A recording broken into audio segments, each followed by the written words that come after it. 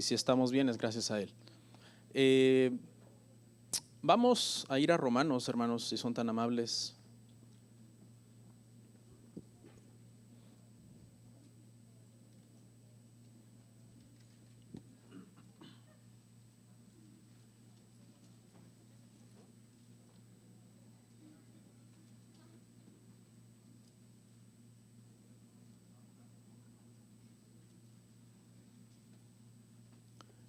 Romanos capítulo 12, verso 4.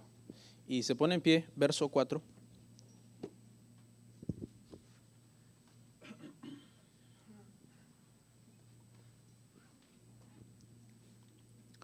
Romanos capítulo 12, versículo 4. ¿Lo tenemos? ¿Sí? Bueno. ¿Estamos listos, hermanos? Me refiero allá atrás, ¿sí? Ya, bueno. Romanos capítulo 12, versículo 4. Dice así, dice, porque de la manera que en un cuerpo tenemos muchos miembros, pero no todos los miembros tienen la misma función, así nosotros, siendo muchos, somos un cuerpo en Cristo, y todos miembros los unos de los otros, de manera que, teniendo diferentes dones, según la gracia que nos es dada, si el de profecía, úsese conforme a la medida de la fe, o si de servicio, en servir, el que enseña, en la enseñanza, el que exhorta, en la exhortación, el que reparte, con liberalidad, el que preside, con solicitud, el que hace misericordia, que es el último, me estaba yendo, con alegría. Oramos. Padre, gracias. Gracias porque nos has permitido, Padre, continuar estudiando las Escrituras el día de hoy, y has permitido que un grupo de hermanos estén aquí en este lugar. Has sido muy bueno con nosotros, Padre, concediéndonos esta maravillosa oportunidad y este bendecido privilegio de seguir estudiando las Escrituras.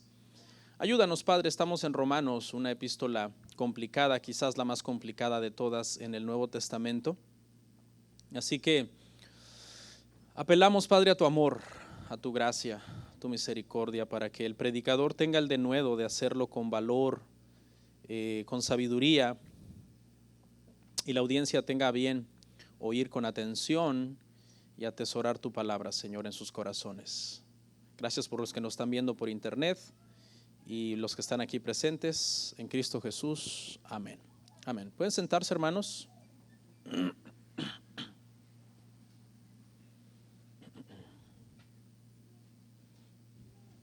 Gloria a Dios.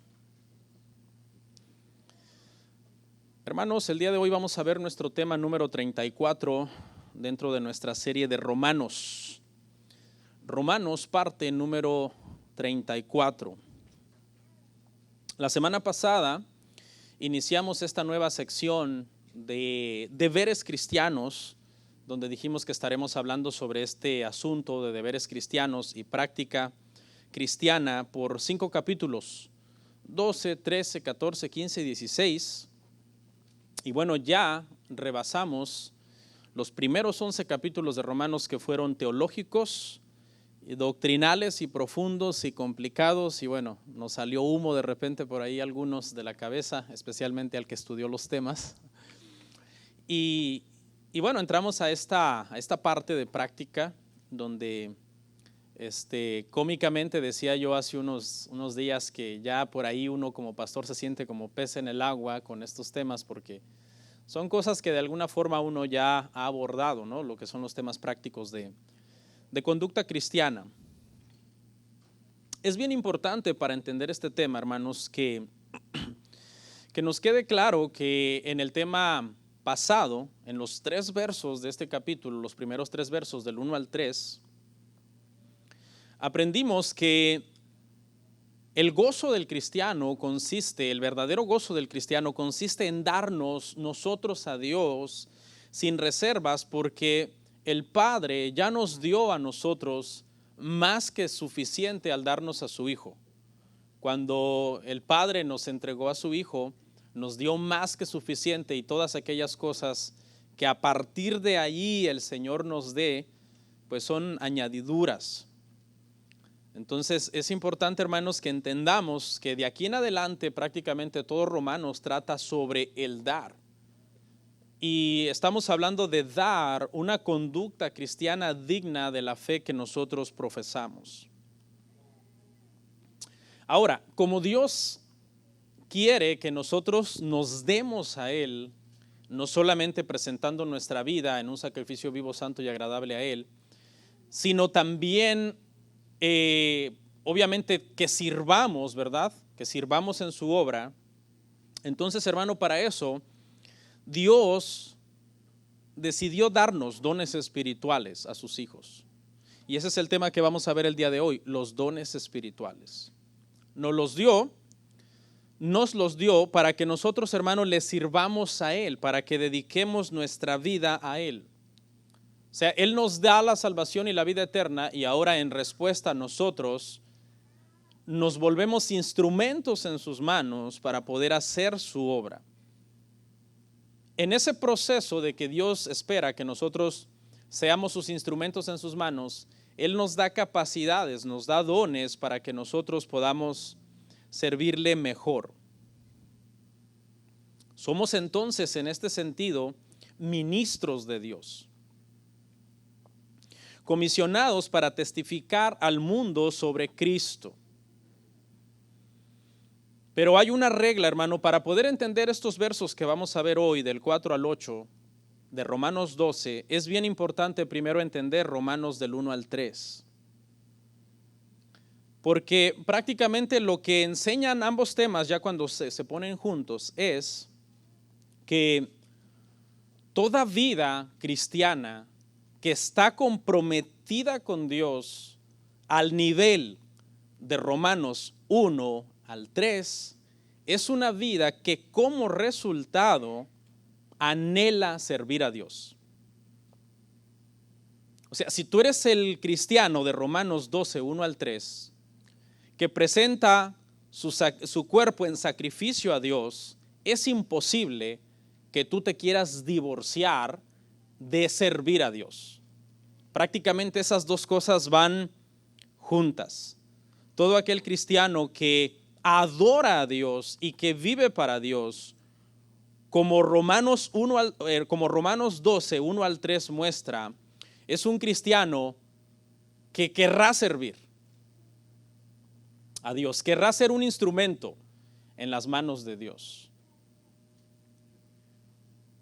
Que no hay que rogarle para que sirva a Dios, sino este tipo de cristiano de Romanos 12, 1 al 3, y vuelvo y soy repetitivo, es un cristiano que más bien ruega, dejadme servir, ¿no? Con un vocabulario del primer siglo.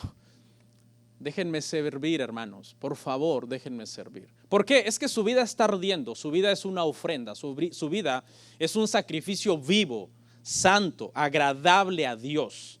Y como consecuencia es un cristiano que anhela servir a Dios. Por eso es que cada vez que a nosotros alguien nos dice, yo ya no quiero servir, o ya no siento servir, o hay gente que hasta usando a Dios dice, Dios me reveló que ya no sirva, tú dices, excuse me, pero no, estás mal, estás mal. Jamás Dios te pedirá que no le sirvas, porque precisamente Él te dio a su Hijo para que ahora tú te des a Él, y una forma de darte es en el servicio a Él, y precisamente para eso Él te dio los dones, para que tú le sirvas a Él. Y por eso yo siempre, cuando alguien dice yo ya no quiero servir, yo me preocupo, yo digo, seguramente esta persona está mal. Está mal. Podría meter mi mano al fuego y decir que no lee la Biblia, que no ora, que su casa es un infierno lleno de problemas, porque su carácter no es un carácter cristiano y por eso no quiere servir más. Porque todo cristiano de Romanos 12, 1 al 3, vuelvo a la carga, anhela servir a Dios. Algunas veces uno pasa años pidiéndole a personas que sirvan, y ese realmente no es el formato, ¿no? O sea, la iglesia no debería estar rogándole a la gente que sirva, sino que la gente que está en un sacrificio vivo a Dios, ruega a la iglesia. Por favor, hermanos, déjenme participar. Dios me ha dado dones, yo quiero ponerlos a su servicio. Yo quiero ser un instrumento en las manos de Dios. Hay gente, hermanos, que hace años que han dejado de servir a Dios. Años. De hecho, hay gente que cuando llegó a esta iglesia, que venía de otra iglesia, nos hizo una lista de todo lo que hacía en su iglesia anterior. No, en mi iglesia anterior hacía esto otro, hacía lo otro. Era el hombre orquesta o la mujer orquesta de su antigua iglesia. Pero hace años que quizás llegaron a esta iglesia y están sentados. Le juro que esa gente no tiene comunión con Dios. Pastor, no se puede jurar. Sí se puede jurar. Por eso uno jura en las cortes, ¿no? Pero, hermanos, muchas veces nosotros los pastores, cuando la gente anda desanimada espiritualmente, obviamente cuando andan mal espiritualmente no quieren servir, eso es una regla, eso es una ley. Pero si tú te acercas a esas personas que están desanimados espiritualmente, por lo general le empiezan a echar la culpa a los demás. Por lo general. Como no están bien espiritualmente, eso los hace estar como resentidos. Están como resentidos con la iglesia, con el pastor, con los ancianos, con las decisiones. Tienen 1000 pretextos para no servir y generalmente se hacen las víctimas. No, es que no hay apoyo, es que nunca me llaman, es que yo me pasó esto y nadie me dio una palmada en la espalda. Y comienzan, hermano, a hacer el papel de víctimas, y mientras que estén en el papel de víctimas jamás van a madurar. Hay personas que dicen, yo aquí estoy, no voy a servir, ¿y qué? Y toman una mala actitud, como si le fueran a servir al pastor. O como que el pastor está en la obligación prácticamente de rogarles que sirvan, cuando realmente servir es un impulso, hermanos. Es algo que es espontáneo cuando tu vida es una ofrenda para Dios. Yo me convertí en el año 2002, hermanos, y recuerdo que la primera área donde serví es por donde todos empezamos, en el diaconado.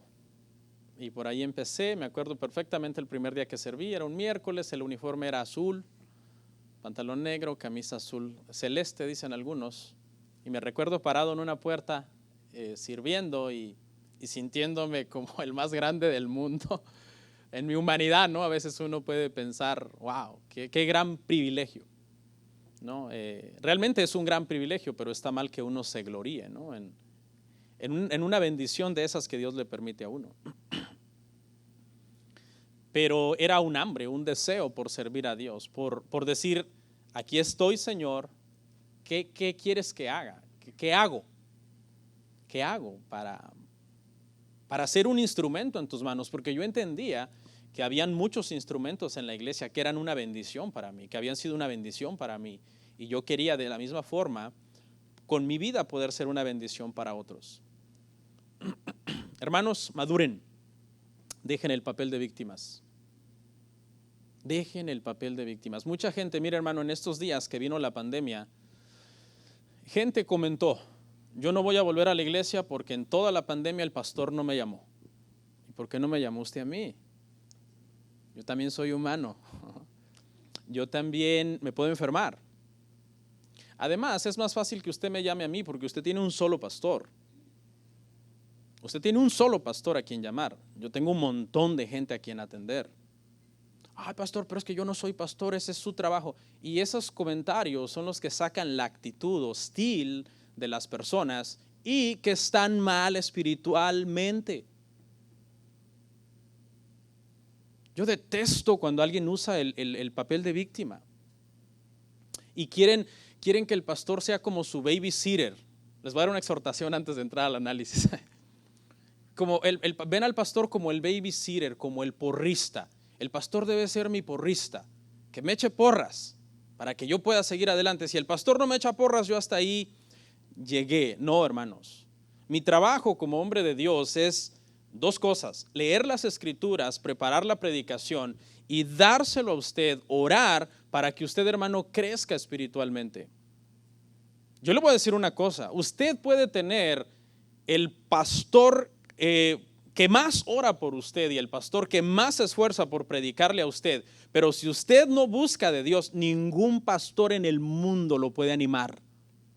Ningún pastor en el mundo te puede animar. Si tú no oras, si tú no buscas de Dios, si tú no lees las Escrituras, haga su parte. Yo trataré de hacer mi parte, de orar. Orar siempre por usted, orar por usted, ayudarle dentro de mis limitaciones, dentro de lo que cabe. Muchas veces hay personas que creen que uno es adivino.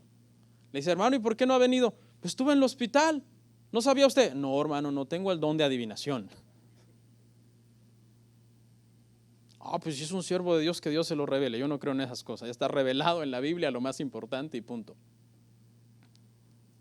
Haga su parte, hermanos.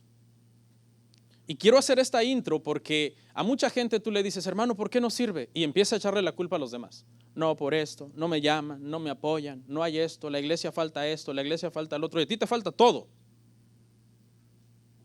Porque muchas veces somos buenos para ver los defectos de la iglesia, pero no vemos nuestros defectos. Ve que hay una ley, casi siempre nosotros decimos, fulano me sirvió de tropiezo por X o por Y no estás viendo las áreas en las que tú le estás sirviendo de tropiezo a otras personas. Ahora sí, vamos al verso 4. Porque de la manera que en un cuerpo tenemos muchos miembros, pero no todos los miembros tienen la misma función. Un cuerpo, Pablo usa la metáfora del cuerpo humano para ilustrar el tema de la iglesia. Prácticamente lo que quiere decir, hermano, con esto es que usted, como miembro de la iglesia, porque usted es miembro de una iglesia local, pero también es miembro del cuerpo de Cristo, al haber nacido de nuevo, usted es diferente, escuche, de todos los demás. Eso es lo que esto quiere decir, la metáfora del cuerpo. Porque cada miembro en el cuerpo es diferente, pero es precisamente en esa diversidad que radica el triunfo del cuerpo. Porque si todos fuéramos exactamente iguales, entonces no serviríamos. Pero todos tenemos diferentes dones, diferentes talentos, diferente forma de ser, y es precisamente eso lo que hace que la iglesia sea rica en contenido. Todos, dice, somos un cuerpo, pero tenemos muchos miembros.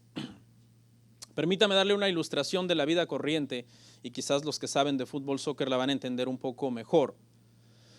Un equipo de fútbol, hermano, puede tener hasta unos 30 jugadores, póngale en su nómina de jugadores. Y puede tener de lo mejor, los mejores de Europa, los mejores de Sudamérica, si usted quiere. Pero si en ese equipo de fútbol, hermano, todos quieren jugar en la posición de delantero, porque quieren ser los que anotan el gol, por muy buenos que sean todos, hermanos, estos jugadores, pues el equipo va a ser un fracaso. El equipo va a ser un fracaso porque hay una especie de rebelión entre los miembros en donde no quieren hacer su función para la cual están dentro de ese equipo, sino que quieren hacer todos la misma función. Para que este equipo tenga éxito se necesita entonces que cada uno se ponga en su lugar como miembro del equipo. El portero a la portería, el que es bueno en la defensa, el que es bueno en la media cancha, el que es un goleador en la delantera. Y de esa forma el equipo, hermanos, va a ser un éxito. Es cierto que al anotar el gol, las cámaras van a seguir al delantero. Es cierto. Pero realmente el portero también es beneficiado con el gol, porque el que va a ganar es el equipo y el portero es parte del equipo. Entonces se debe entender que cada uno tiene diferente función, que cada uno tiene su privilegio, su don, y se debe aceptar que ese es el don o el privilegio que tiene esa persona. El portero lo que debería de estar es feliz que tiene un buen delantero en su equipo que anota goles. ¿Qué opinas de tu amigo que anotó el gol? No, pues estoy feliz que anotó el gol. Pero él es más famoso que tú y tiene más seguidores en las redes sociales que tú. No importa, porque él es de mi equipo. Y sus capacidades que él tiene me benefician a mí, y las capacidades que yo tengo de ser un buen portero lo benefician a él. Esa es solamente una ilustración de la vida corriente. Porque dice, pero cada miembro tiene la misma función, pero no cada miembro, tiene la misma función. Estamos en el verso 4. Un cuerpo, muchos miembros, pero no cada miembro tiene la misma función. Todos tenemos diferente función. Por ejemplo, en esta iglesia, hermanos, hay un pastor, hay ancianos, hay líderes, hay servidores, y todos en ese proceso tenemos diferente función. Y tú deberías darle gracias a Dios por un hermano X o Y que está haciendo bien su función. ¿Ok? Por ejemplo, no debería ser que un grupo de gente se levante como Coré, ¿no? Y diga, bueno, ¿y quién es el pastor y los ancianos para tomar las decisiones? ¿Por qué no las tomamos nosotros? No, porque para eso dice que no todos tenemos la misma función. Cada uno tiene su función y en esa función para la cual recibió dones, que ya vamos a llegar ahí, es en esa función donde debe operar esa persona. Y esa función va a beneficiar a todo el cuerpo. Le quiero hablar a continuación de 5 actitudes erróneas sobre los dones espirituales. La primera, usar un don sobresaliente de una manera jactanciosa. Todos aquellos que tienen un don que es más sobresaliente, pues están llamados a la humildad. Este es un error, hermano, que alguien que tenga un don sobresaliente se jacte y humille a los demás y caiga en orgullo o en vanagloria. En la metáfora sobre el cuerpo que usó Pablo en 1 Corintios 12, ahí usted lo puede leer en su casa, él dijo que los miembros no deberían jactarse unos contra otros. O sea, que el olfato no debería decir, no, pues no necesito a las manos, o los pies decir, no necesitamos a la boca. Porque una actitud jactanciosa de un miembro en el cuerpo está diciendo, yo no te necesito. Cuando dentro de la iglesia tenemos algún hermano con un don bonito, ya sea algún don artístico o algún don, hermano, en la enseñanza, en la predicación, y se jacta, hace sentir mal a los demás. Y les está diciendo prácticamente como en la metáfora del cuerpo, como si el ojo le dijera al olfato, no te necesito. Entonces, una actitud de orgullo, hermano, y de arrogancia en los dones es creernos prácticamente autosuficientes. Y esa es una actitud, hermano, mala. La segunda, tener un don sobresaliente y profesar falsa humildad. O sea, el primero tiene un don sobresaliente y se enorgullece. El segundo tiene un don sobresaliente y profesa una falsa humildad. ¿A qué me refiero? Me refiero a que alguien que tenga un don sobresaliente y hermoso y que se ve que Dios lo está usando y que alguien se acerque y le diga, hermano, gloria a Dios, que gloria a Dios. Le está dando la gloria a Dios, no a él, ¿verdad? O sea, le dice, hermano, gloria a Dios por cómo Dios lo usa. Y que esta persona reaccione y diga, no, hermano, no es nada. Eso no es nada, hermano. Esa es falsa humildad. Porque está negando algo que es obvio. Y en ese comentario, sin querer queriendo, tal vez no es su intención, pero está restándole mérito al Dios grande que le dio un don sobresaliente. Es como estarle diciendo a Dios, no, pues sí, me diste un don bien bonito, pero no es nada, no es nada. No sé si se me entiende, no sé si alcanza a ver los dos extremos. Entonces, obviamente, sin recibir gloria de hombres, porque no podemos hacerlo, pero sí debemos decir, pues la gloria sea para el Señor. No profesar una falsa humildad de conmiseración, de decir, no, yo no sirvo, soy una basura, y por más hermoso que sea el don. Tercera actitud errónea a la hora de los dones. Reclamar dones que no poseemos. Aquí tenemos que entender, hermanos, que Dios es soberano y que en su soberanía Él repartió a cada uno según Él quiso. Deberíamos entonces estar conformes y contentos con lo que Dios nos ha dado. Claro que hay dones que se pueden desarrollar, ¿eh? Hay dones que Dios te los dio y los puedes pulir, pero no puedes pulir un don que Dios no te dio. Es imposible, sería tanto como estar fingiendo un don que Dios no te dio. Ya sea, como decía la semana pasada, para encajar dentro de un grupo de personas que sí tienen el don, por lograr un estatus dentro de ese grupo o a nivel iglesia. Y eso es un error. Hay un don, hermano, muy codiciado por muchos y es el don de predicar en el púlpito, que no es nada fácil, hermano. Se ve fácil, pero predicar en un púlpito es fuerte. ¿Okay? Pero es un don muy anhelado, es un don muy deseado por todos. ¿Y qué si Dios no te lo dio? Debes de tener paz y saber que Dios te dio algún otro don para que tú cumplas tu función dentro del cuerpo, y entre mejor cumplas esa función, el beneficiado, ¿quién es? Todo el cuerpo. Según estadísticas, si quiere no me crea, pero según estadísticas, de cada 100 cristianos, solamente 4 tienen la capacidad de predicar en el púlpito. ¿Por qué? Porque Dios les dio esa capacidad, ni siquiera es de ellos, porque conforme avancemos vamos a ver que todos los dones se reciben por gracia. Todos se reciben, hermanos, por la gracia de Dios. Cuarto error, no usar nuestro don. Esto puede pasar con personas que profesan una falsa humildad. Hace años yo me acuerdo, ya no está aquí la persona, pero tenía un don en la palabra y yo le dije, hermano, usted puedo ver que Dios lo ha dotado con este entendimiento en la Escritura y quizás un día nos ayuda y participa y se une.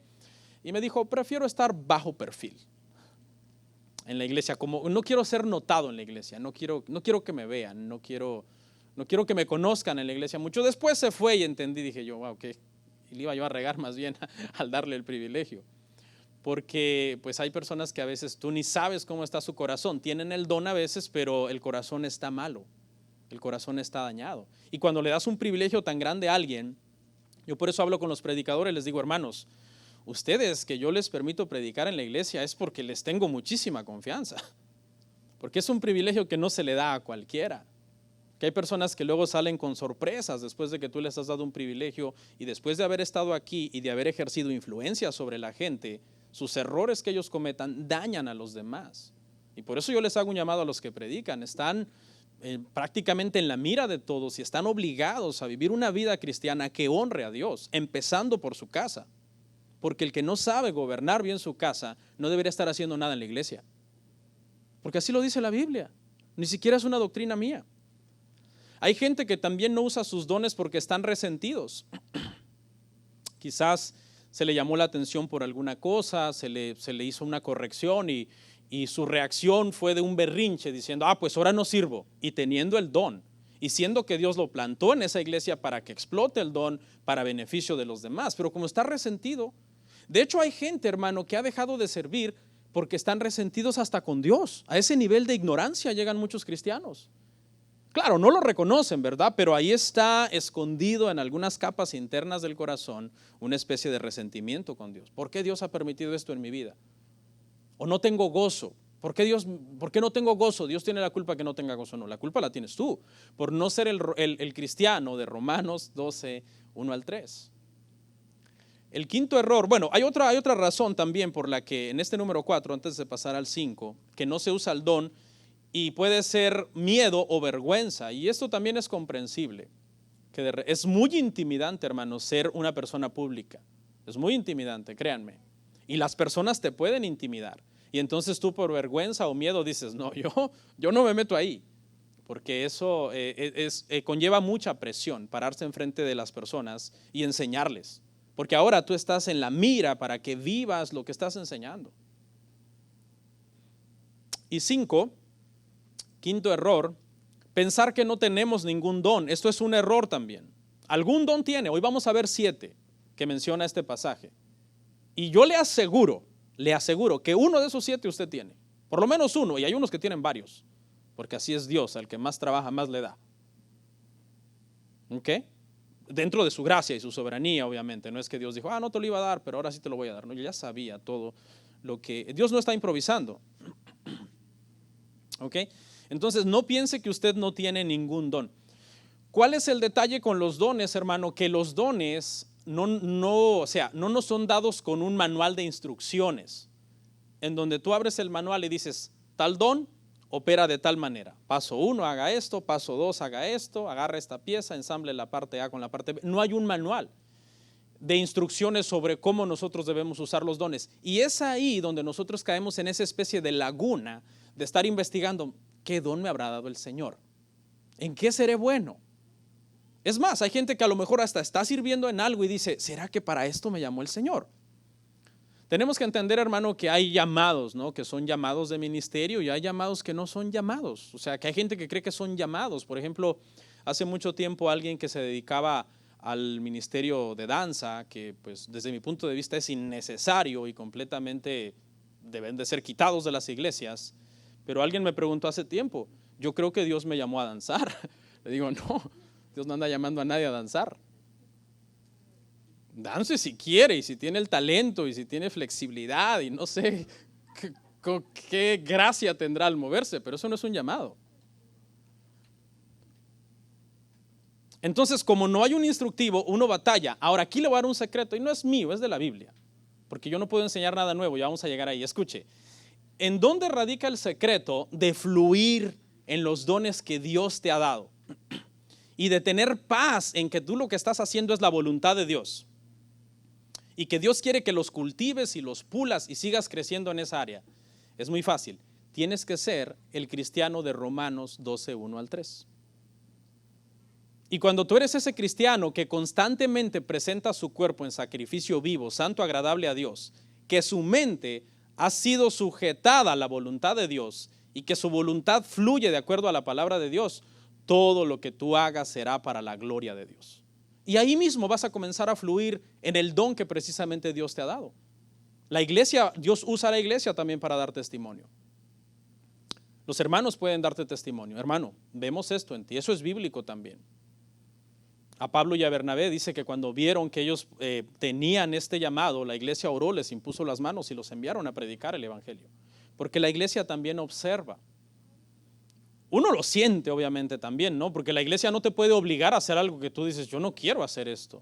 Pero es una serie de cosas que van confirmando en ti el llamado a alguna área. Por ejemplo, en mi caso, a la predicación.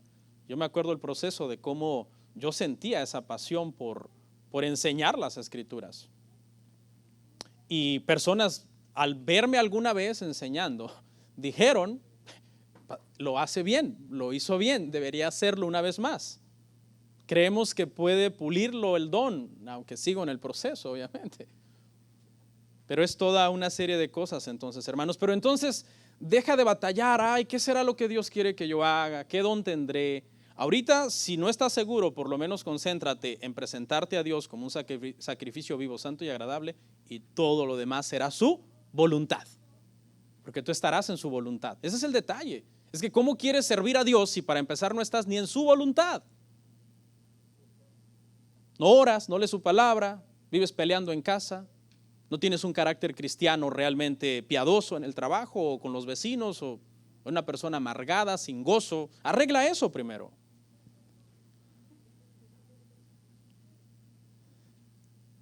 Sea usted mismo, hermano, sea usted mismo. El don que Dios le ha dado a usted es único. Ahora, con esto no quiero decir que dos personas no pueden tener el mismo don, ¿verdad? Por ejemplo, dos personas pueden tener el don de predicar. ¿En qué sentido digo que es único? Porque van a predicar diferente. Eso es una ley. Por ejemplo, algunos hermanos de aquí que predican, algunos de ellos, o todos quiero decir, quizás tienen el don para predicar. Y usted dice, es el mismo don, ¿pero van a predicar igual? No, van a predicar diferente.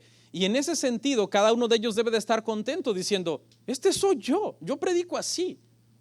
No tengo, claro, podemos pulir el don, pero no podemos imitar a otro o tratar de parecernos intencionalmente a otro. Por ejemplo, yo admiro a muchos predicadores que leo y que sigo, y a veces uno quisiera o empieza a agarrar como manerismos de esos predicadores o la forma de hablar de ellos. Pero no es sano. Uno tiene que aceptar, bueno, yo soy Bernardo Ríos, yo no soy fulano. Y dentro de mis limitaciones, esto es lo que Dios me dio. Y si esto soy y alguien lo puede apreciar, pues gloria a Dios, pero no trataré de ser alguien que no soy. Vamos al verso 5, hermanos.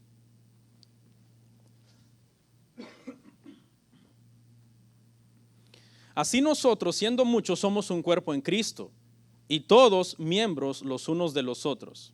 Somos muchos miembros, pero somos un solo cuerpo. ¿Y qué pasa? Que no somos miembros independientes. No, usted está equivocado. Si usted cree que usted es el llanero solitario, usted está errado. ¿Somos qué? Miembros los unos de los otros. Todo cristiano nacido de nuevo debe de funcionar en una iglesia local, donde hay otros miembros a los cuales él les da cuentas y en los cuales, en donde también ejerce sus dones. Y cada don es para beneficio del cuerpo. Una analogía sacada de mi imaginación, porque esto obviamente no existe, ¿no? Pero ¿cuántos saben qué es un tetratlón? Un tetratlón es una prueba tipo maratónica donde hay como 4 diferentes pruebas, ¿no? Y a veces en cuestiones humanas es correr, nadar, tiro al blanco, algún otro deporte, pues son 4, pero es ese tetra que es 4. Pero en esta, hermano, ilustración imaginaria, es un tetratlón en el bosque y hay 4 pruebas y una es correr, es para los animales. Correr, nadar, volar y trepar, 4 pruebas. Hay un equipo en cuyos miembros son la liebre, la tortuga, la ardilla y el águila.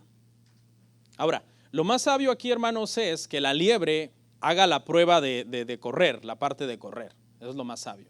La tortuga, la de nadar. El ardilla, la parte de trepar. Y el águila, la parte de volar. Yo le aseguro que ese equipo va a ganar. Le van a ganar a todos los demás del bosque. ¿Ok? Pero, ¿qué pasa, hermanos, si no son inteligentes, si no son sabios, y dicen, no, la tortuga empieza a dialogar con la liebre? No, yo pienso que tú deberías de nadar, liebre, y yo voy a correr. Poco inteligente, ¿verdad? Imagínese a la ardilla tratando de volar y al águila tratando de trepar un árbol. Sería poco inteligente. Están usando sus funciones, cada uno tiene diferente función, y cuando cada uno usa su función en la manera correcta, es beneficiado todo el equipo. Si la liebre corre, la tortuga nada, el ardilla trepa. ¿Han visto trepar una ardilla? Ese es uno de los mejores trepadores que existen. Y las águilas, ¿cómo vuelan? Pues van a ganar. Pero sería muy necio de su parte, hermano, que diga, no, pues tú haces esto, tú haz lo otro. No sería sabio. Entonces todos somos beneficiados. Yo sé que de repente mucha gente, a veces piensa la gente que el pastor es como la persona más importante de la iglesia. No, el pastor es la persona más importante de la iglesia porque él es el que predica. Los cámaras lo pasan y le ponen las luces y todo. No, no es así, hermanos. Yo no podría estar aquí si primero un montón de gente no hubiera hecho primero su función para que yo pudiera estar aquí hoy. No sería sabio entonces que alteráramos nuestras funciones y que yo le dijera a una persona que no tiene el don de enseñanza, hermano, hoy enseñe usted y yo voy a estar en el parqueo parqueando los carros. Entonces alguien podría decir, uy, qué humilde el pastor, ¿verdad? Que no siempre quiere estar allá acaparando el púlpito. ¿Pero es sabio? Claro que no. Porque la predicación busca que beneficie a todo el cuerpo.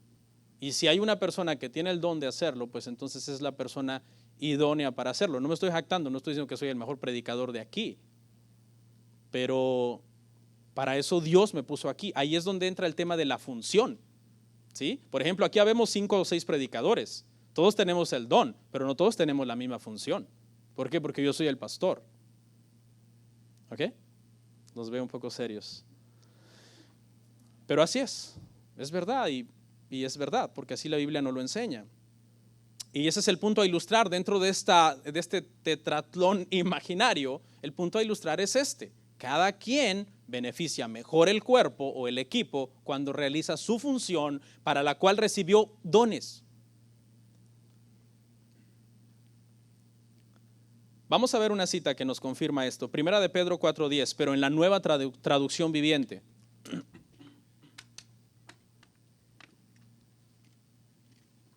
Primera de Pedro 4:10, nueva traducción viviente. Me gusta mucho esta traducción. Dios, de su gran variedad de dones espirituales, les ha dado un don a cada uno de ustedes. Úsenlo para servirse los unos a los otros. Hermoso. Dios, de su gran variedad de dones. ¿Usted se imagina? Dios es el dueño de los dones y tiene una variedad de dones, hermano, hermosos. Y dice, les ha dado uno a cada uno de ustedes. O sea, usted tiene un don. Usted no va a decir que no tiene. Usted tiene un don. ¿Cuál es? Pues no sé, usted conforme su vida a Dios, transfórmese para Dios. Y usted va a ver en el área en la que el Señor lo quiere usar. Pero el don no es para usted, hermano.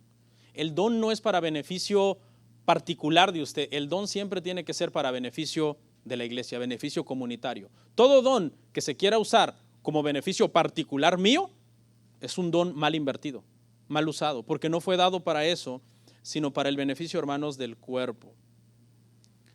Entonces necesitamos, hermanos, nosotros ocuparnos en el Señor. Si todos, hermano, estamos operando en nuestra función, primer lugar, hermano, hemos sido llamados a estar bien espiritualmente. Empecemos por ahí. Okay. Todos estemos bien espiritualmente. ¿Qué fluye de ahí? Que todos fluyamos en nuestros dones y anhelemos servir.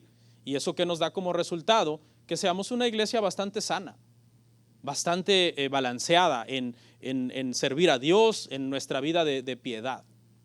Pero si esas dos cosas están mal, hermano, empezando que nuestra vida espiritual está mal, vamos a ser una iglesia bastante enferma. Ahora, yo sé que la iglesia perfecta no existe, eso es una utopía en la mente de muchos, eso no existe. Y yo sé que hasta el final, dice la Biblia, que se separará al trigo de la cizaña, a las cabras de las ovejas y a los impíos de los piadosos. Pero mientras nos toca entonces estar esforzándonos por ser mejores cristianos en la medida de lo posible. Y bueno, también nos toca ¿qué? Soportarnos, porque así dice la Escritura, que nos soportemos unos a otros, porque como no somos perfectos, nos toca entonces soportarnos, hermano. Pero estemos mejor espiritualmente, hermano, porque de ahí va a venir que seamos una iglesia bastante sana. Usted sabe que el cuerpo de nosotros está compuesto por células, y la célula es la forma más pequeña de vida donde está contenida toda nuestra información genética de quién nosotros somos. Cuando todas esas células en nuestro cuerpo están bien, nosotros tenemos buena salud. Pero si empiezan a haber por ahí células, hermano, con mutaciones extrañas, con tendencias a carcinoma, que es cáncer, ¿qué va a pasar con el cuerpo? El cuerpo se enferma. Y eso pasa muchas veces en la iglesia, que hay células del cuerpo que a veces están enfermas. Y estamos hablando espiritualmente, y su principal enfermedad es que no son el cristiano de Romanos 12, 1 al 3. Esa es su principal enfermedad. Y ahí es donde causan muchos conflictos muchas veces dentro de la iglesia. Ya no quieren servir, ya no quieren congregarse, le echan la culpa a todo mundo. Todo mundo tiene la culpa, menos ellos. En lugar de corregirse ellos, tratan de empezar a corregir a los demás. Voy a corregir la iglesia, voy a corregir al pastor, voy a corregir a los ancianos. Porque como dice un dicho por allí, al rebelde muchas veces le es más fácil irse de la iglesia que corregir su corazón. Al rebelde, ya, vámonos. ¿Para qué voy a estar ahí sujeto a tanta regla y tanta responsabilidad y tanta exigencia? Entonces, la solución es corregir su corazón. Esa es la solución. Y ponerse bien con Dios. Pero en lugar de corregir su corazón, dicen, me voy. Y ahí es donde viene daño para el cuerpo. Verso 6. De manera que teniendo diferentes dones según la gracia que nos es dada, si el de profecía úsese conforme a la medida de la fe. Aquí empiezan los dones, hermanos, y el primero que se menciona es el de profecía. ¿Ok?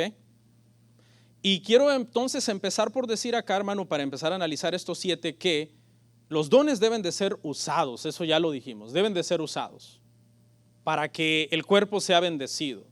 Le pongo un ejemplo. Si alguien tiene, hermanos, una guitarra antigua de una madera preciosa y sonora, hermano, cuando se toca, pero tan lindo que esas vibraciones de las cuerdas inspiran a un poeta o hacen llorar a un enamorado. Esa guitarra está cumpliendo su función, ¿verdad? Pero supongamos que el dueño, hermano, dice, no, es tan hermosa, es tan fina que la voy a poner en un museo y no quiero que nadie más la toque. Entonces, por muy hermoso que sea el don, por muy hermoso que sonora que sea esta guitarra, no está cumpliendo, hermanos, su función. Necesitamos entonces usar los dones. Tradicionalmente se han clasificado los dones en 3 categorías. Tradicionalmente, digo tradicionalmente porque la Biblia no tiene un verso que diga, y los dones del Espíritu se clasifican así. Esto es algo que la iglesia ha llegado a esta conclusión. 3 tipos: dones de señales, dones de proclamación y dones de servicio. Aquí en Romanos 12 quiero que pongan atención, porque en 1 Corintios 12 sí encontramos estos 3 tipos de dones: señales, proclamación y servicio. Pero aquí en Romanos solamente hay de proclamación y servicio, no de señales. No se menciona ningún don de señales. Y el don de señales, hermano, fue un don que operó muchísimo en el primer siglo, en el contexto de que estas señales se refiere a los milagros que Dios hacía para autenticar que lo que los apóstoles estaban predicando venía de Él.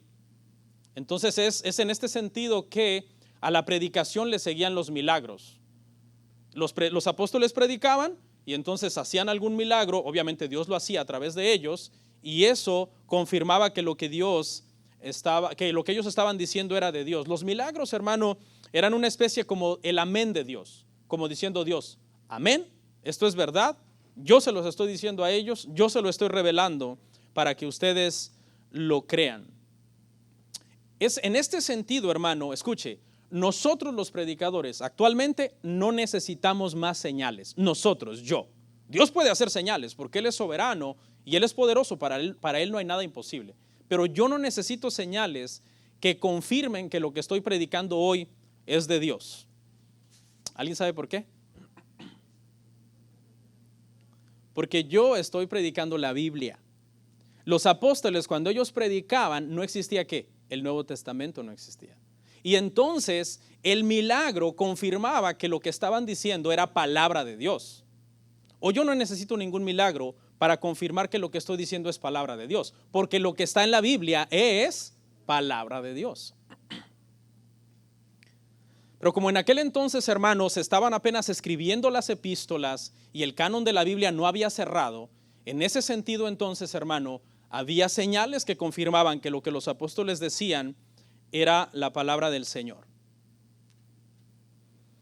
Algunos creen, y usted puede diferir de esto, yo también puedo hacerlo si quiero, que esta es la razón del por qué, una vez que el canon de la Biblia se cierra en el año 99, 100 más o menos del primer siglo, las señales disminuyen radicalmente. Radicalmente. Usted puede estudiar la historia de la iglesia, son 2000 años de historia, y pueden tratar de buscar señales o cosas, milagros creativos, resurrecciones de muertos o gente caminando sobre el agua o gente alimentando a miles, y usted no lo va a encontrar. Con esto no estoy diciendo que Dios no lo puede hacer, sino que en su momento esas señales tuvieron un propósito especial de confirmar que lo que se decía era palabra de Dios y por tanto quedó escrito en la Biblia, hermanos. Entonces quiero que entienda eso. Por eso nosotros como cristianos reformados, nosotros no hacemos énfasis en los milagros ni en las señales. Cuidado, porque no estoy diciendo con esto que no creemos en eso, que no creemos que Dios pueda hacer lo que Él quiera porque Él es soberano. Nosotros creemos que Dios puede hacer lo que Él quiera porque Él es soberano, porque eso es lo que enseña la Biblia. Pero lo que decimos es que no necesitamos un milagro. Yo no necesito un milagro hoy para que usted diga, oh, lo que el pastor Ríos enseñó es de Dios porque el milagro lo confirmó. No necesitamos eso más porque tenemos las escrituras. Entonces vamos a ver estos 7 dones, hermano, de Romanos, versos 6 al 8. Y dice ese verso ahí en el que leímos, de manera que teniendo diferentes dones según la gracia que nos es dada. Todos los dones, hermanos, son por gracia. La palabra para gracia es charis, de donde viene la palabra carisma y de donde a su misma vez se deriva la palabra carismático. Por eso los que son pentecostales, carismáticos, neopentecostales, hacen mucho énfasis en los dones, porque la palabra griega para dones charis, carisma, carismático, pentecostalismo. Y entonces estas denominaciones muchas veces hacen tanto énfasis en el don que se olvidan de las doctrinas de Dios. Y se olvidan de las doctrinas de Dios y también del Dios que dio el don. Y se hace mucho énfasis a veces en el milagro. Y esta es la explicación de por qué usan esta palabra carismáticos. En mi postura creo que es un tema muy abusado, este tema de los dones en el movimiento carismático. Abusado al extremo. Métase ahí, hermano, a internet y póngase a ver videos de locura y media que muchas veces hacen muchos en el nombre de que están llenos de Dios y del Espíritu Santo. Pero realmente el énfasis del verso es, fíjese, mientras que se le da un énfasis erróneo de hacer énfasis en el milagro, porque viene de carisma, se olvida de que el énfasis del verso es enseñar que fue recibido por gracia. Eso es todo. Enseñar que nos fue dado por gracia, que lo recibimos por un favor, hermano, del Señor. Los dones no pueden ganarse, no pueden merecerse. Si no fueran por gracia, no se podrían recibir. En esta gracia Dios, escuche, en esta gracia Dios elige el don, elige a quién se lo va a dar, elige en qué medida se lo va a dar y cómo se lo va a dar, y todo es de Él y toda la gloria es para Él. Y el que recibe el don es solamente un vaso que debe de dejarse usar por el Señor. Veamos entonces los 7, hermano. El primero, el de profecía, que es mencionado ahí en ese verso que leímos ahorita de Romanos 12:6. Este consiste en transmitir a otros las verdades sobre Dios. Este es el don de profecía. Transmitir a otros las verdades sobre Dios. No se refiere, hermano, a sueños, sentires, corazonadas de la persona, sino a la palabra de Dios. Este es el contexto en el que nosotros entendemos hoy el don de profecía. Le doy un ejemplo. Pablo enseñando en Romanos la justificación por medio de la fe, desde el capítulo 1 hasta el capítulo 11, ¿y qué hace para enseñar esa doctrina? Citar la Escritura. citar la escritura y decir, así está escrito en Isaías, así está escrito en tal profeta. Entonces estaba proclamando, hermanos, estaba enseñando una verdad basado en la palabra. Quiero aclarar, hermanos, acá que los apóstoles también en un sentido fueron profetas. Fueron apóstoles, pero también en un sentido fueron profetas, porque ellos, aparte de que citaron el Nuevo Testamento, aparte de que citaron el Antiguo Testamento, también dijeron cosas que no estaban en el Antiguo Testamento. Y entonces, ¿cómo sabemos que es de Dios? Por el milagro que confirmaba que era de Dios. O sea, citaban la escritura para decir, esto ya estaba desde el Antiguo Testamento, pero había cosas que decían por ellos mismos. O sea, en ese sentido, el don de profecía les aplica a ellos de una forma exclusiva. A ver si me entiende.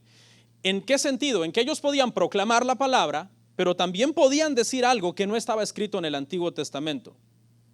Tenían nuevas revelaciones los apóstoles. De hecho, así fue como se escribió el Nuevo Testamento, por nuevas revelaciones. Ellos recibían cosas que Dios les daba. El Señor Jesús les dijo, cuando yo me iré, pero vendrá el Espíritu Santo, Él los guiará a toda verdad, toda justicia, les recordará todo lo que yo les dije. Ni se preocupen por lo que van a decir, porque el Espíritu Santo va a hablar por ustedes. Y todo eso se refiere a que todo eso iba a ser inspirado y iba a quedar en las Escrituras. Entonces, en este sentido, hermano, nosotros no tenemos el don de profecía como los apóstoles lo tenían, se lo explico. Porque ellos tenían el don de profecía en dos sentidos. Número uno, citar la palabra. Y número dos, decir algo nuevo que nunca se había escrito. Y eso nuevo que nunca se había escrito, quedar ¿qué? Escrito en el Nuevo Testamento. ¿En qué sentido nosotros tenemos el don de profecía? Podríamos, si usted quiere, llamarle profeta a un predicador, usted lo puede hacer, pero tiene que tener claro esto, que este profeta, este predicador, tiene el don en el sentido solamente de proclamar lo que ya está escrito. ¿Sí? Yo no puedo recibir nada nuevo ya. Yo no sé si a alguien le costará digerir esto, que ¿cómo? O sea, el pastor nunca nos va a decir algo nuevo de parte de Dios. No. Yo nunca les voy a decir nada nuevo de parte de Dios. Si estaba esperando eso, siéntese porque va a esperar por años. ¿Qué nos va a decir entonces usted, pastor? Lo que ya está escrito en la palabra de Dios. Porque los únicos que podían hablar algo que ya estaba escrito y que era nuevo eran los apóstoles. ¿Y yo qué me debo de sujetar? Hablar lo que ya está escrito. Que yo le venga un día y les diga, no, pues saben qué, hermanos, que Dios me reveló, que Dios me dijo, que yo soñé. Hermanos, esas iglesias están llenas de conflictos, sospechas, problemas, precisamente porque lo que nosotros tenemos que hacer es predicar la escritura. Este don es de los más complicados, es donde nos vamos a tardar un poquito más, precisamente porque es un don muy mal interpretado. La gente entiende este don hoy día en la era de la iglesia como que yo soy un profeta, que voy a recibir una nueva revelación y que se forman ahí todos ustedes y que yo le voy a adivinar a usted el futuro. No, que así dice el Señor, que te vas a casar con no sé quién. No, no es así, hermanos. No es así. ¿En qué sentido somos profetas? Nosotros, los predicadores hoy, en el sentido de que proclamamos la palabra de Dios que está escrita. No tenemos nada nuevo que decir. Las doctrinas de Dios, hermano, tienen 2000 años de antigüedad. ¿Sí? Tienen 2000 años de antigüedad. Nosotros los pastores, los predicadores, solamente las enseñamos y las repetimos y las enseñamos y las repetimos. Yo no puedo salir con una nueva revelación que yo le diga, esta revelación Dios me la dio. Si yo hiciera eso y fuera verdad, que es imposible, ¿qué tendríamos que hacer con esa revelación? Pues añadirla después de Apocalipsis. Aquí está el libro de San Bernardo 1:1 y Dios le dio una nueva revelación a este hombre. No, hermano. Por eso tenga mucho cuidado con la gente que anda por ahí inventando que Dios le dijo, que Dios le reveló, que no sé qué. Porque lo único que se presta, hermano, a estas cosas es para abusos. Abusos. No se refiere a predecir el futuro, se refiere a proclamar la palabra de Dios escrita. En ese sentido nosotros tenemos ese don. Vea conmigo 1 Corintios 14:3. Dice, pero el que profetiza habla a los hombres para edificación, exhortación y consolación. Es decir, les predicaban el evangelio. En este sentido, ¿quién es un buen profeta hoy día? Escuche, un buen profeta hoy día no es el que entiende el futuro. Un buen profeta hoy día es el que entiende la Biblia. Ese es un buen profeta hoy día, el que entiende la Biblia, no el que entiende el futuro. Alguien me podría citar a Agabo, pero pastor, Agabo predijo el futuro, le dijo a Pablo, ¿de quién es este cinturón? Y el dueño de este cinturón lo van a encarcelar, etcétera. Sí, pero tiene que entender que eso está en el contexto del primer siglo, cuando la Biblia no está terminada. Por eso es que lo que Agabo predijo está ¿dónde? En el Nuevo Testamento, ahí está escrito. A ver, prediga usted el futuro, que el 2021 va a pasar algo y tratemos de ponerlo como si usted fuera Gabo en la Biblia. Claro que nadie lo va a permitir, porque el canon de la Biblia está cerrado y no hay nuevas revelaciones. ¿Ok, hermanos? Y todo esto dice, hermanos, que debe ser hecho conforme a la medida de la fe. Conforme a la medida de la fe. Vamos a saltarnos al 7 porque se nos ha ido el tiempo. Voy a dejar unos comentarios por fuera aquí sobre este don de profecía, pero el que tenga más dudas, acérquese y yo le explico cómo lo entiendo. Y si usted por un conocimiento profundo de la Escritura lo entiende diferente y tiene versos y dice, no, aquí hay versos, pastor, explíqueme, los vemos, no hay problema. No son cosas de salvación. Verso 7, o si de servicio en servir, el que enseña en la enseñanza. Aquí hay dos más, ya vimos uno, profecía, aquí hay dos más, servicio y enseñanza. Aquí la palabra para servicio es diaconía y es la palabra griega que nosotros generalmente la transliteramos al español como diácono y habla de servidores. Y lo único que significaba en el primer siglo cuando se pusieron diáconos era alguien que ayudaba a los demás en sus necesidades. Para eso fueron puestos de hecho estos hermanos, para atender a las viudas en sus necesidades. Y este es un don práctico, no es un don así como misterioso de cosas extrañas como el de profecía, ¿no? Que está un poco enredado y tenemos que desenredarlo. Este simplemente habla, hermano, de servir a los demás, de darle de comer a los demás, de enseñarles dónde está el baño, de darles una Biblia, de darles una silla. Es servicio práctico, darles la bienvenida, atender personas, servir a las personas. Eso es lo que quiere decir este don. Los primeros diáconos, hermano, de la iglesia en el siglo I no eran cualquier gente, ¿ok? Cuando digo que el servicio es práctico, no diga usted, pues cualquiera lo puede hacer, entonces cualquier pelado que pongamos ahí, no. O sea, el don es práctico, pero los requerimientos son muchos. Porque los diáconos, hermano, del primer siglo eran ¿qué? Gente llena del Espíritu Santo, conocían las Escrituras, todo el mundo en la iglesia tenían buen testimonio de ellos, también los de afuera tenían buen testimonio de ellos, y eran personas usadas grandemente por Dios. De hecho, Felipe era ¿qué? Era un evangelista, no solamente era una persona que servía en la iglesia y se ponía al servicio de los demás, aunque a veces en ese servicio tu función sea de más alto rango que la función del otro, pero si tú tienes que servir, tienes que servir. Por eso, ¿quién nos dio el ejemplo supremo de servicio, hermanos? Cristo mismo. Cuando prácticamente, de una forma práctica, quiero decir, se ciñó su toalla, le lavó sus pies a los apóstoles, enseñándonos que tenemos que servir a nuestros hermanos. Hay gente que tiene este don, hermanos, de diaconía, más que otros, ¿no? Por ejemplo, se imagina un diácono que no le guste saludar. Es como una contradicción, ¿no? Lo pones en la puerta y dice, aquí estoy, pero no me hablen, por favor, que vengo amargado el día de hoy. Me peleé con el perro en la casa. 3, enseñanza. El don de enseñanza, escuche, este es el tercero de los 7. La palabra enseñanza es didaskón, pero también una variante es didascalía, y una se refiere a la acción y otra al contenido. O sea, una es la acción de enseñar, pero otra es lo que estás enseñando. Una es entonces enseñar y otra es enseñanza. Ahorita yo ¿qué estoy haciendo? Estoy enseñando, esa es la acción. Y lo que estoy enseñando es el contenido, lo que está dentro de la enseñanza. Algunas veces, hermanos, se puede enseñar sin enseñar. ¿Por qué? Porque estás enseñando, estás haciendo la acción, pero no estás enseñando lo correcto. El contenido está mal. Estás enseñando sin enseñar. Y en este sentido, entonces, hermano, hay gente que Dios capacitó para entender las verdades de la Biblia, comprenderlas y transmitírselas a los demás de una forma comprensible. Por medio de la acción de enseñar, hermano, transmite las verdades bíblicas a los demás. ¿Cuál es la diferencia entre el que proclama la palabra y el que la enseña? Porque dijimos que la profecía, el don de profecía es de proclamación. ¿Cuál es la diferencia? La diferencia es que el que proclama puede predicar espontáneamente. Puede proclamar el evangelio. Por ejemplo, yo puedo conocer un grupo de personas que nunca los había visto y sin tener nada preparado para decirles, el evangelio enseña que Jesucristo murió en la cruz del Calvario por ustedes, que si ustedes vienen a Él, ustedes son salvos. Yo estoy proclamando la palabra. ¿Cuál es la diferencia entre enseñanza? Es que la enseñanza es más sistemática.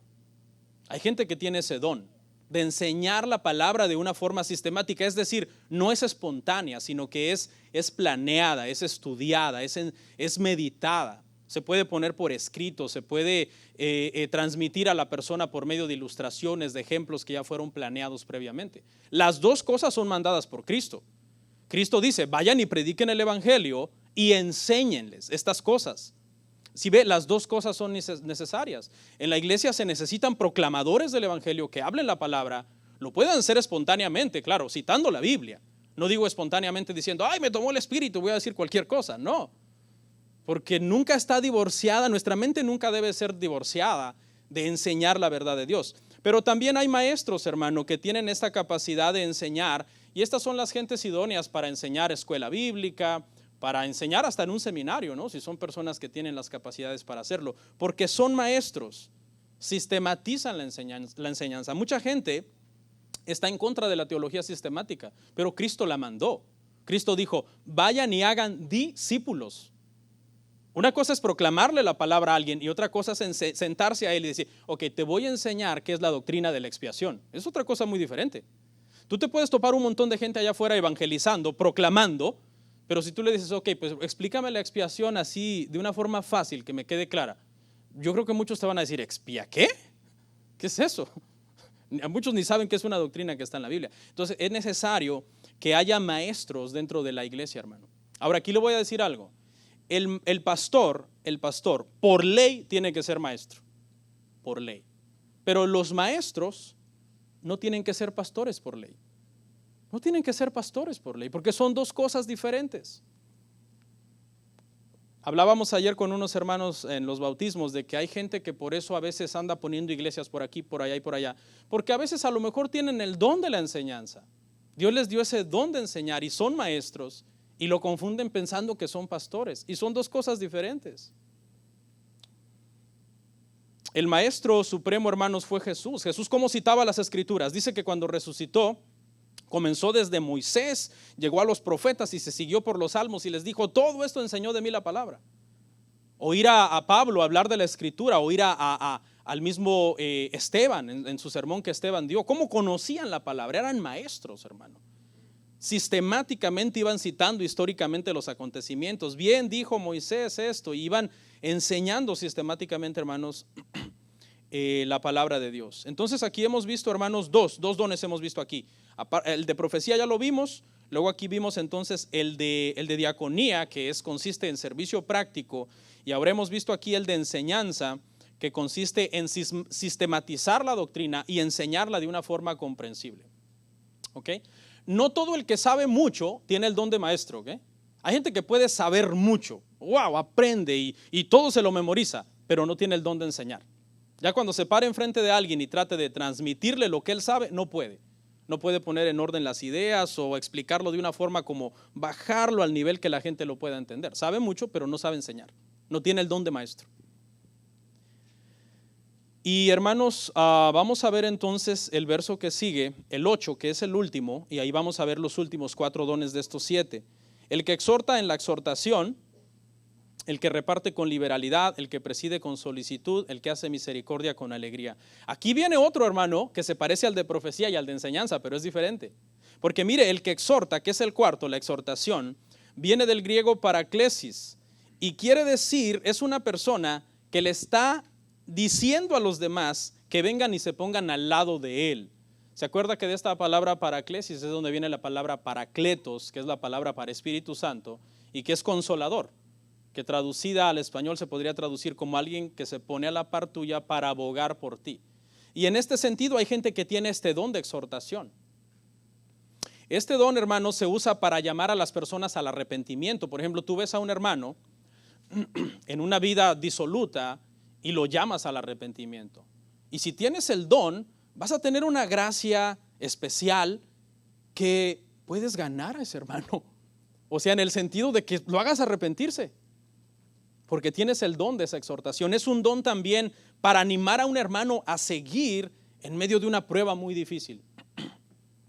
Quizás algún hermano está pasando una prueba tan difícil que dice, yo hasta aquí llegué, sentí que topé con una pared, ya no veo que pueda seguir siendo cristiano. Y alguien con el don de exhortación se para al lado de él y lo comienza a animar y lo comienza a exhortar.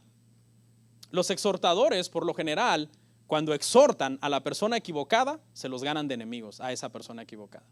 Porque si tú tienes el don de exhortar es advertir de un peligro, llamar al arrepentimiento, llamar a ser fuerte en medio de la tribulación. Pero si tú te acercas a decirle eso a un cristiano que no ora, no lee la Biblia, anda de mal humor, anda amargado, anda como Jonás, te lo vas a ganar de enemigo. Ay, ¿usted qué le importa, hombre? Déjenme vivir como yo quiera vivir. Entonces también se sufre el don, hermanos, de la exhortación. Los profetas tenían este don y en una ocasión el Señor le dijo a Ezequiel, porque el pueblo no lo quería, y el Señor le dijo, lo animó, le dijo, ¿sabes qué, Ezequiel? No les tengas miedo, no les tengas miedo. Y el Señor le dijo, y si les tienes miedo, yo te voy a hacer quebrantar delante de ellos. O sea, como diciéndole, tú me debes más lealtad a mí, tienes que pararte firme y decir lo que yo te estoy diciendo, aunque te ganes a todo el pueblo de enemigos. Y esa es una de las cosas, hermano, que a veces pasan los exhortadores. Veamos un verso que confirma esto que yo les digo, Hechos 14:22.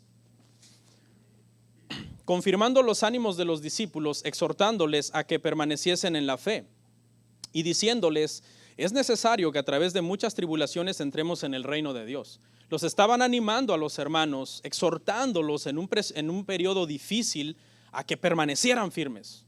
Échele ganas, decimos los mexicanos, échele ganas, una expresión de allá. Ay, es que pastor, es que no puedo más, sentí que hoy vine, creo que es el último domingo que viene, pastor. No, hermano, vamos, échele ganas. Es un don, hermanos, de animar a la gente a perseverar en medio de la prueba. Vamos a ver la diferencia entonces entre estos tres dones que se parecen, profecía, enseñanza y exhortación, para que los diferenciemos. La profecía es proclamar la verdad de forma espontánea, puede ser, proclamando la verdad. La enseñanza, sistematizar y explicar la verdad. Esos son maestros, ¿ok? Y exhortación, llamar al creyente a permanecer en la verdad. Lo repito. Entonces, profecía, proclamar la verdad. Esta es la verdad. El predicador proclama la verdad. El don de enseñanza sistematiza la verdad. Hermanos, es así. Se debe de entender así. Esta doctrina significa esto. Y exhortación, permanezcan en la verdad. Amen la verdad. No abandonen la verdad. ¿Ok? Tuve bien aclarar esto porque suenan un poco parecidos. Quinto don, repartir. Este don, hermano, tiene que ver con el dar. Y la palabra griega que se usa acá para dar es didomi, y se usa en un sentido de dar como en un sacrificio personal. ¿Ok?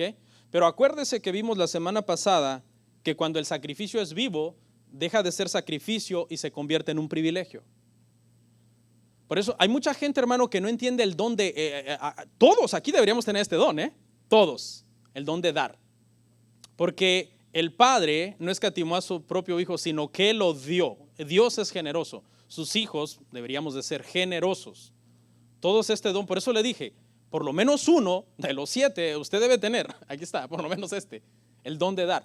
Pero, fíjese, la palabra didomi, que habla de un sacrificio personal, si tú lo das sin el entendimiento, si tú das apoyo financiero a la iglesia, a las misiones, a los pobres, a la hora de ayudar a un necesitado, y no lo das con este entendimiento de que es un don, ¿qué va a causar en ti? Tristeza. Por eso dice, no den con tristeza, ni por necesidad. Mucha gente agarra su ofrenda y dice, Padre, algo se les activó por ahí, hermanos. Alguien agarra, hermano, su ofrenda o su aportación y saca así para las misiones. Ay, agarré el día 31, el más caro de todos los días. Ay, Señor, tú sabes que era para mis frijoles, pero no, eso no sirve, no lo des. Eso no sirve. O trabajas, te va muy bien la semana. Ay, Dios mío, gané $8,000 esta semana. ¿Cuánto debería dar a la iglesia? Ni Dios lo quiera. No, no lo des, ya no sirve. Porque ese dar deja de ser un sacrificio personal y se convierte en un sacrificio vivo cuando tú entiendes que es un privilegio.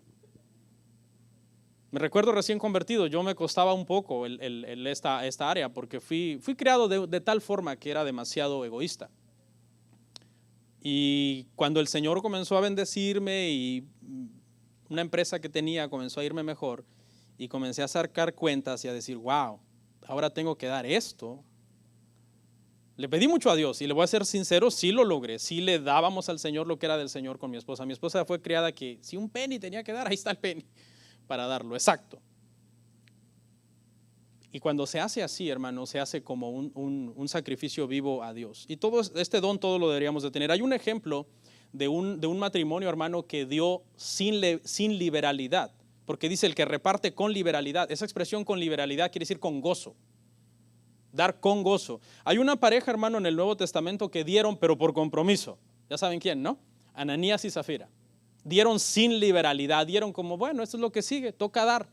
Y entonces, hermano, las consecuencias fueron desastrosas. En ese entonces Dios así lo quiso, los mataron, los mató el Señor por tratar de mentir a Dios y al Espíritu Santo. Algunos me preguntan, ¿por qué el Señor ya no hace eso ahora? No lo estoy diciendo en mal plan, no, sino por darles una explicación teológica de por qué el Señor ya no lo hace. Porque si ese fue el patrón en el que la iglesia inició, el Señor debió de haber seguido haciéndolo, ¿verdad? O sea, habría un montón de muertos todos los domingos, pero ¿cuál es la explicación entonces teológica? Y los teólogos dicen que fue para dar un escarmiento al inicio de la iglesia, como para marcar un parámetro, sentar un parámetro. Así no se tiene que dar así. Pero eso no significaba que Dios lo iba a hacer con todas las personas que lo hicieran, sino nada más dejándolo como una lección. Que eso a Él no le agrada. Y la iglesia estaba en tal pureza entonces que Dios dijo, y se acuerda que los dos mintieron, le dijo Pablo al hombre, Pedro, ¿vendieron en tanto? Sí. ¿Por qué mentiste al Espíritu Santo? Cae muerto. 3 horas después viene la señora, ellos lo habían planeado. ¿Vendieron en tanto la propiedad? Sí. ¿Por qué quisiste mentir al Espíritu Santo? Ahí mismo donde caíste, ahí donde estás parada, ahí cayó tu esposo. Ahí lo recogieron unos jóvenes y lo llevaron a enterrar y ahorita vienen por ti. Cuando acabo de decir eso, ¡pum!, se desplomó. Ahí vienen los muchachos, la que sigue. Tremendo, hermano. 6, liderazgo. Es el que preside, de ahí se saca, el que preside con solicitud. Esta palabra presidir tiene la connotación de liderazgo. No quiere decir que vamos a llamar el presidente al que manda, no. Sino la connotación es, la palabra griega habla de una postura de estar enfrente de alguien dando instrucciones. Eso se refiere ahí presidir. Y en el Nuevo Testamento encontramos connotaciones de este liderazgo. En la familia, es decir, el líder de familia se para enfrente y habla con su esposa y sus hijos. O el líder de iglesia que se para enfrente y habla también con la iglesia. Dice que debe ser hecho con solicitud. Y esto, hermanos, habla de diligencia, habla de que nosotros tenemos que hacer las cosas esforzándonos, trabajando, haciendo las cosas sin pereza. Que no seamos, los cristianos no deberíamos ser perezosos. ¿Vas a ir al discipulado hoy? No, qué pereza ir al discipulado hoy. Eso habla aquí, el que preside con solicitud, es decir, no perezosos, sino diligentes. Deberíamos de llegar siempre temprano, tener todo limpio, orar, preparar lo mejor que podamos la prédica, la enseñanza, servir, atender a los demás lo mejor que podamos, hacer lo mejor las cosas. A eso se refiere aquí. Este es un líder, hermano, prácticamente aprobado delante de Dios. Y hay gente que tiene ese don también, ¿verdad? Son muy diligentes, son líderes que tú dices, wow, ¿para qué le voy a decir a este que llegue puntual? Si él llega puntual, no tengo ni siquiera que estarle diciendo, hay que ser puntual. ¿O para qué le voy a decir a tal hermano que lo haga bien? Si su marca es hacerlo bien. Su marca es dar siempre el extra para hacer lo mejor para Dios. El 7, hermanos, misericordia. Para gozo de sus almas, hermanos, hemos llegado al último, pero después cierro con una conclusión que va a ser leída y un poquito larga, pero espero que no sea, larga entre comillas, 1 minuto. Hacer misericordia, hermanos, es un don que también todos deberíamos de tener. Todos debemos de tener este don. Habla, hermanos, de tener una sensibilidad especial ante la necesidad de los demás. Especialmente algunos grupos como los pobres. Cuando nosotros vemos un pobre, debemos de apoyarle. Algunas veces uno llega a una luz y está ahí una persona pidiendo dinero y a veces lo primero que uno piensa es, lo quiere para droga, no le voy a dar, ¿verdad? Por lo general. Y más cuando siempre pasa si siempre está ahí. Entonces, pues él mismo siempre está ahí y uno tiende como a empezar a no ser misericordioso, ¿no? Pero debemos de tener mucho cuidado porque los pobres es un grupo de personas que hay que ayudar. Ahora, sí yo creo que tenemos que hacer diferencia entre pobres y pobres, ¿no? Porque darle a alguien para su vicio yo creo que es hacerle un daño también. Los enfermos, hermano, también es una forma, cuando nosotros sabemos de un enfermo, es una oportunidad que Dios nos está dando para hacer misericordia. Le puedes hacer una comida, llevársela a su casa, lo puedes ir a ver al hospital, sobre todo orar siempre por él, siempre tenerlo en tu mente hasta que un día te diga, ya me sané. Ah, ok. Ya no voy a orar por usted. Okay. Orar siempre constantemente. Los presos, la Biblia dice, acordaos de los presos. Este es otro grupo de gente a los cuales hay que hacerle misericordia también. Dice, acordaos de ellos. ¿Por qué dice la Biblia acordaos de ellos? Porque tiende uno a olvidarse de ellos. Ya está encerrado, ahí está seguro, ahí no se va para ningún lado. No, pero los presos sufren. Y los discapacitados, podríamos decir, también es un grupo de personas que necesitan misericordia especial. Ayuda, paciencia de parte de nosotros, hermanos. Okay. Voy a leer una parábola ficticia, hermano. Tomamos un curso que se llamó Eclesiología y leímos un libro que se llama Una iglesia saludable, y en el prefacio del libro hay una metáfora que es la metáfora de la nariz y la mano en la iglesia. No sé, los que tomaron el curso se deben de acordar que leyeron esto en el libro. Y les voy a leer entonces esto, hermano. El propósito de esta metáfora es de corte imaginativo, obviamente no es real. Pero el propósito es ilustrar, hermano, cómo muchas veces nosotros, siendo miembros de una sola iglesia local, no nos importa lo que le pase a los demás. Esa es la idea de la metáfora. Pongan atención, entonces la leo. El que la quiera yo se la puedo enviar, por si la quiere tener, yo se la puedo mandar por email. Está en el libro Una iglesia saludable de Mark Dever. ¿Listos? Bueno, cito, dice: los señores Nariz y Mano estaban sentados en la banca de la iglesia platicando. El servicio de la mañana, dirigido por Oído y Boca, recién había terminado, y Mano le decía a Nariz que él y su familia habían decidido buscar otra congregación. ¿De verdad?, respondió Nariz a las noticias de Mano. ¿Por qué? Oh, no sé, dijo Mano cabizbajo. Él usualmente hablaba más lento que los otros miembros del cuerpo. Es que la congregación no tiene lo que la señora Mano y yo estamos buscando. Bueno, ¿qué es lo que están buscando?, preguntó Nariz. El tono con que habló estas palabras era con mucha simpatía, pero mientras las estaba hablando, él sabía muy bien que iba a ignorar la respuesta de Mano. Si los Mano no podrían ver que Nariz y el resto del liderazgo estaban llevando el cuerpo de la iglesia en la dirección correcta, entonces no había nada que hacer. Mano tuvo que pensar antes de responder. Él y la señora Mano estimaban al pastor Boca y a su familia. Cuando leí esto me dio risa porque mi esposa me dice que me calle, que hablo mucho. Retomo. Él y la señora Mano estimaban al señor Boca y al pastor Boca y a su familia. También pensaban que el ministro de música, Oído, tenía buenas intenciones. Bueno, yo creo que estamos buscando un lugar donde la gente sea más como nosotros, confesó finalmente Mano. Tratamos de convivir con los pies, pero sentimos que no nos conectamos con ellos. Luego nos unimos al grupo pequeño para todos los dedos, pero solo hablaban acerca de calcetines, zapatos y olores, y eso no nos interesaba. Nariz lo miró con genuina desilusión. Pero ¿no estás contento con ellos? ¿No estás contento que ellos, estén preocupados por los olores? Sí, claro, pero no es para nosotros. Luego fuimos a la escuela dominical para todos los miembros de la cara. ¿Lo recuerdas? Fuimos varios domingos hace algunos meses. Fue genial tenerlos allí, dijo Nariz. Gracias, pero ustedes solo hablaban, escuchaban, olían y gustaban. Se sentía parecía que nunca querían trabajar y poner manos a la obra. Estas manos eran los que más hacían cosas físicas, ¿no? Es más, la señora Mano y yo estamos pensando ir a la nueva congregación en el lado este de la ciudad. Escuchamos que palmean mucho y alzan las manos. Eso es lo que estamos necesitando ahora. Dijo Nariz, ya veo lo que dices. No quisiéramos que se fueran, pero me imagino que debes hacer lo que sea lo mejor para ustedes. En ese momento, la señora Mano, quien estaba en otra conversación, regresó con su esposo y Nariz. Mano explicó brevemente lo que él y Nariz habían estado platicando, y Nariz volvió a repetir la tristeza que iba a sentir al considerar la posibilidad de perder a los Mano, pero volvió a decir que entendía, ya que parecía que sus necesidades no estaban siendo solventadas. La señora Mano expresó estar de acuerdo. Ella quería ser cortés, pero honestamente no sentía tristeza al irse. Su esposo había hecho suficientes comentarios criticando a la congregación a través de los años, de tal forma que su corazón empezó a reflejar la del señor Mano. Nunca había explotado en enojo contra el cuerpo, Es más, a menudo se disculpaba por ser tan negativo, como solía decir, pero las pequeñas quejas que expresaba habían tenido cierto efecto.